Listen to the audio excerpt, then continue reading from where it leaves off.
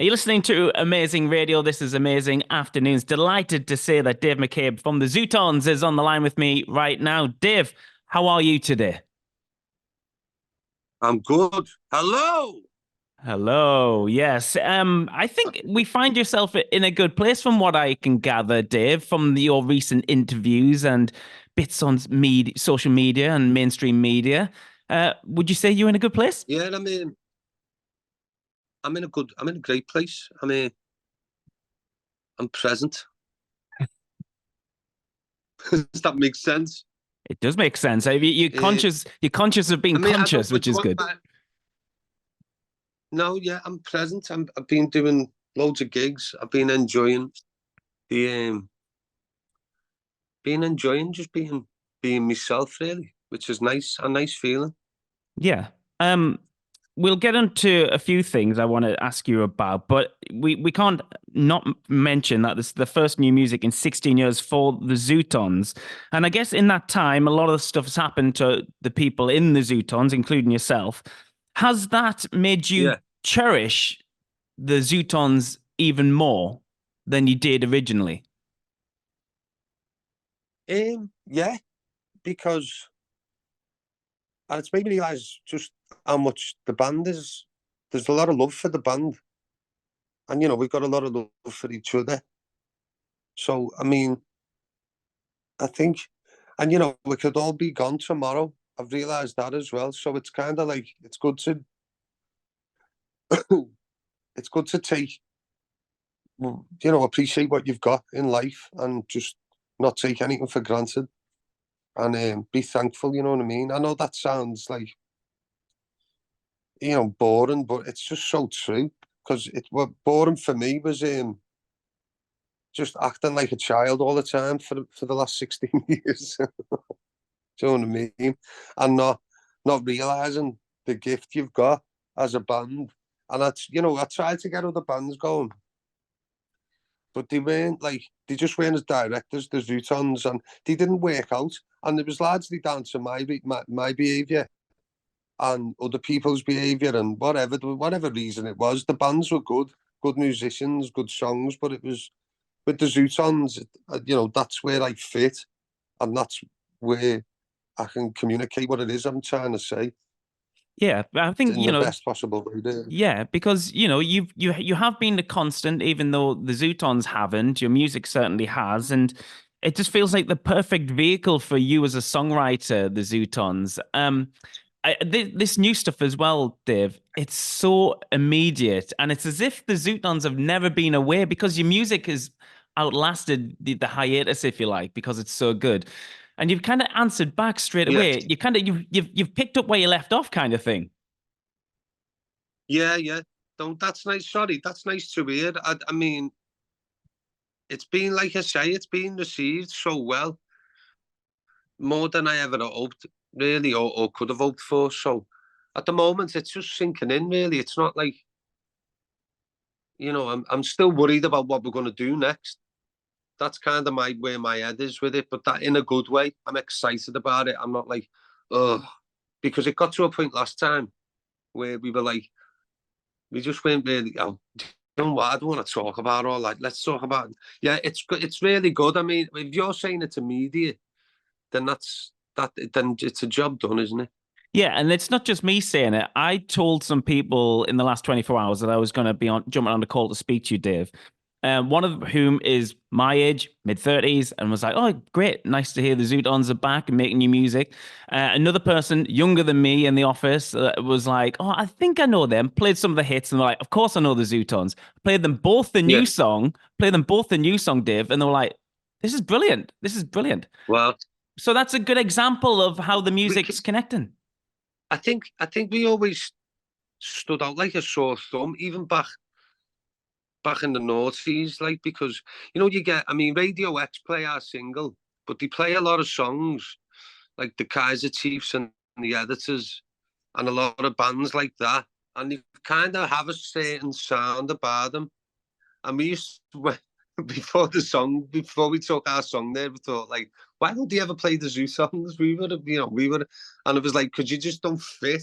But I think in a weird way, that's kind of what's makes the band or makes this immediate now, because there's nothing out there that kind of sounds particularly like it. Do you know what I mean? Yes, and I think you've been very true to your sound there, Dave, because when you were coming through with those bands and the likes of Block Party and the Killers were getting the Radio 1 Yeah, playlist over the top of you, whatever, but you were still doing the rounds those times and your songs were still getting played in the indie discos that I was going to at that time as well, Dave. yeah, But yeah, you've stuck true to your sound, and something I've always said is, if you've never been in fashion, you can't go out of fashion either, and yeah, that's yeah, so true with your sound. And but it just works, you know. You can get my little boy's like 7, and he would dance around to a Zutons song as much as my mother would as well. And I think that's true yeah, with some certain types of music, like Motown and stuff like that. And you've got a saxophone player in your band, Dexy's Midnight Runners. Everyone dances to Dexy's because it just connects, and yeah, yeah. Zutons do that as well. Oh, that's it. Yeah, I mean, I've never really been a cool person. Do you know what I mean? I've tried painfully in the past, Haven't we all? but it was always like I was always just a bit awkward and a bit like, you know, a bit of a funny fella to be around, and but not funny, ha. So it was kind of like, I don't know, really. Maybe that's where I found my feet with the band, so I can communicate what it is I'm trying to say without digging a hole for myself before it's finished, as I am doing as we speak right now. No, you're doing brilliant. What was it running dates like in those smaller venues in January, February, and March? You did. Was it nice to get in those intimate spaces? It was cold, but it was amazing. But the waiting round wasn't great. Some of the sound checks were quite like, but I mean, when we got on stage, it was like, oh right, this is why we're doing this, and that's when it all fell into place. But in the days, on some of the days, it was literally like there was this place in Mexborough, and it was a great venue. And we turned up and we said, like, where's the dressing room? And this sounds kind of like, I'm just going to be honest. I thought, we must have a dressing room. But there was these containers next to it, these metal containers. I went, here they are, joking. And then he opened one of the containers up, and that was the thing. Like, that was just, but it had all his stuff in that he didn't use in the bar. So there's like 8 people on the crew and in the band. And we were just all had to stand there. We all stood in there together at one point and looked at each other and burst out laughing. And it was like, fucking hell. Sorry, you can cut that out. But it was like, this is definitely, I don't remember it ever being like this. Do you know what I mean? But it was good. By the end of the night, we conquered and we moved on. So, Well, you yeah, probably I bring up an mean, I important enjoyed point there. it. It's still sinking in now. I loved it. And a lot of the time, the best things in life, they pass you by so fast. So I was there as much within the moment and then trying to enjoy it and take it all in. No, Do you know what I mean? yeah, of course, I know exactly what you mean. Let's talk about the records with a push for time. How important were Ian Brody and Nile Rodgers to this record and bringing it to life? I think in terms of man management and in terms of having that older person in the room, that's basically what a producer is. So if that older person knows how to deal with you, and the other fella, if there's a bit in the song where it's like, this bit's not that good, we don't need it. It's not like he turned around ever and said, this bit's terrible, or this bit, you need to write a new bit. So that was good. But it was like, there was no awkward moments, do you know what I mean? Of like, oh God, I can't stand this. Do you know what I mean? So I think that's the trick. It's plain and simple, really. And when you put, I was saying before, when you put the radio on in the car, if I get in the car to go somewhere, there's a very good chance I'm going to hear a Nile Rodgers song, or I'm going to hear an Ian Brody song. That's a set. Do you know what I mean? So I think that's what you're listening to, and that's what you're dealing with. So that's, you've just got to listen to these people. You don't have to do as they say, but most of the time they're right, and they're not after doing your head in, even though it feels like that at times. Do you know what I mean? But they're after making your life a lot better through your music and getting your point across. Yeah. Can I ask you a question about Nile Rodgers? Is he as cool and as talented as I think he might be in real life? He's Yeah, he's definitely cool. He's obviously talented.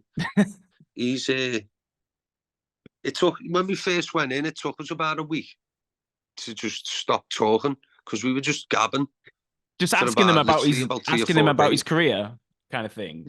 Yeah, his life, but you know what? He was just like, yeah, okay, and he just spoke about it, and he took it to a whole new level. But then he'd turn around and go, look, just tell me to shut up if you think I'm going on. Don't feel like you can. He said, because I'll happily talk for England. You know what I mean? I'll talk all day.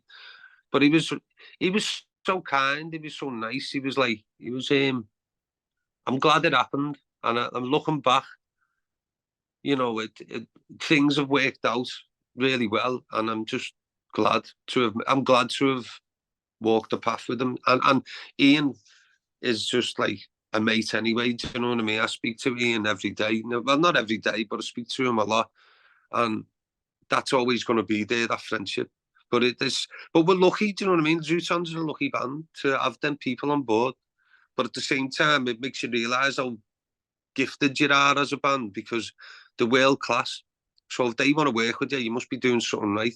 I mean, we made Ian. Ian said we brought a tear to his eye with one of the songs, and I reckon that's a hard thing to do, and even harder to get him to admit to it. Do you know what I mean? So that's good.